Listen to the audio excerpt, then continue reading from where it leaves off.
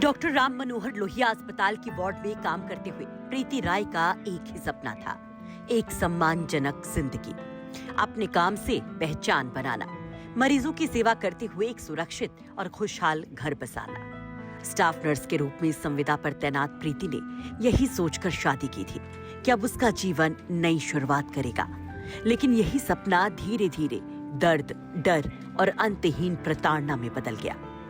लखनऊ के चिन्हट थाना क्षेत्र से सामने आया एक मामला दहेज उत्पीड़न और घरेलू हिंसा की उस सच्चाई को उजागर करता है जिसने एक पढ़ी लिखी कामकाजी महिला की जान ले ली। मृतका प्रीति राय की शादी 22 जून 2022 को गोरखपुर में मृत्युंजय राय से हुई थी। पिता राजकुमार राय का कहना है कि शादी के महज 1 महीने बाद ही बेटी की जिंदगी में अंधेरा छाने लगा। लगातार पैसों की मांग शुरू हो गई। कभी 10,000 तो कभी 20,000 रुपए लाने का दबाव बनाया जाने लगा। मना करने पर मानसिक और शारीरिक प्रताड़ना दी जाने लगी। प्रीति लखनऊ के कमता इलाके में किराए के मकान में पति के साथ रहती थी। दिन में अस्पताल की जिम्मेदारियां और रात में घर के भीतर का डर। पिता का आरोप है कि बेटी को लगातार दहेज के लिए मारा पीटा जाता था, लेकिन प्रीति हर दर्द को चुपचाप सहती रही, शायद इस उम्मीद में कि हालात बदल जाएंगे। 11 जनवरी 2026 की दोपहर करीब 12:30 बजे वो उम्मीद भी मानो टूट गई। आरोप है कि पति मृत्युंजय राय ने प्रीति की बेरहमी से पिटाई की। हालत बिगड़ता देख उसे कमरे के बाहर छोड़ दिया गया। इसके बाद बहन प्राची को फोन कर कहा गया कि आकर अपनी बहन को ले जाओ, वो मर चुकी है। आनन फानन में परिजन मौके पर पहुंचे और गंभीर हालत में प्रीति को अस्पताल में भर्ती करवाया गया। मृतका की बहन प्राची का आरोप है कि इस दौरान पति ने धमकी देते हुए दावा किया कि उसने प्रीति को मार डाला है और कोई उसका कुछ नहीं बिगाड़ पाएगा। अस्पताल में जिंदगी और मौत से जूझती प्रीति की सांसें आखिरकार 15 जनवरी 2026 की सुबह करीब 10:30 बजे थम गई। डॉक्टरों ने उसे मृत घोषित कर दिया।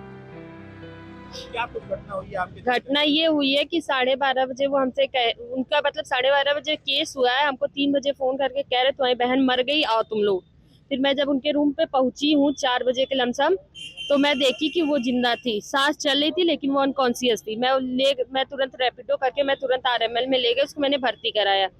भर्ती कराने के बाद वहाँ उसको वेंटी की जरूरत थी। मैं कई अस्पताल में पूछी लेकिन वेंटी के लिए सबने मना कर दिया। फिर वहीं हम लोग ने 9:30 बजे रात में लोहिया के इमरजेंसी वार्ड में ICU में भर्ती कराया। उसके बाद वहाँ उनका ट्रीटमेंट चल रहा था और डॉक्टर ने ये कहा था कि उसको इसने बहुत बुरी तरीके से मारा है, लेकिन ये लड़का एक्सेप्ट नहीं कर रहा कि मैंने उसको मारा है। क्या अक्सर ये ऐसा करते हैं? हाँ, दारू पी के अक्सर जब मेरे माँ बाप को मारते थे, गाली देते थे, हमको देते थे, तो ये उसको भी मार सकते हैं। शादी कब हुई थी आपकी? शादी 22 जून 2022 को। उसके बाद से किस तरह का इनका माहौल रहता था? बहुत बेकार। यहाँ पे कौन कौन रहता था? यहाँ पे दोनों हस्बैंड वाइफ रहते थे खाली। किस दिन की ये घटना है? ये घटना है 11 जनवरी 2026। घटना के बाद अभी वो उनके पति और उनके परिवार कहाँ पर हैं? पति, वो लोग आए? हाँ वो लोग आए हैं। परिवार का दर्द यहीं खत्म नहीं हुआ। प्राची का आरोप है कि मौत की खबर मिलते ही पति मृत्युंजय राय, पिता यशवंत कुमार राय, शुभावती देवी, बहन ब्यूटी और जीजा राजन को मौके से फरार हो गए। जाते जाते परिजनों को धमकी देने का भी आरोप लगाया गया है। मृतका के पिता राजकुमार राय का कहना है कि उनकी बेटी को दहेज के लिए प्रताड़ित किया गया और आखिरकार उसकी जान ले ली गई। जिस बेटी ने समाज की सेवा का सपना देखा था, वो खुद न्याय की उम्मीद में दुनिया छोड़ गई। इस पूरे मामले में विभूति खंड के ACP विनय कुमार ने बताया कि मृतका के पिता की तहरीर के आधार पर मुकदमा दर्ज कर लिया गया है। आरोपी पति को हिरासत में लेकर जांच शुरू कर दी गई है। प्रीति राय का सपना अधूरा रह गया। एक स्टाफ नर्स, एक बेटी और एक बहन की कहानी अब सिर्फ एक सवाल छोड़ जाती है कि क्या दहेज और हिंसा के इस दर्दनाक चक्र से कभी कोई प्रीति सुरक्षित निकल पाएगी।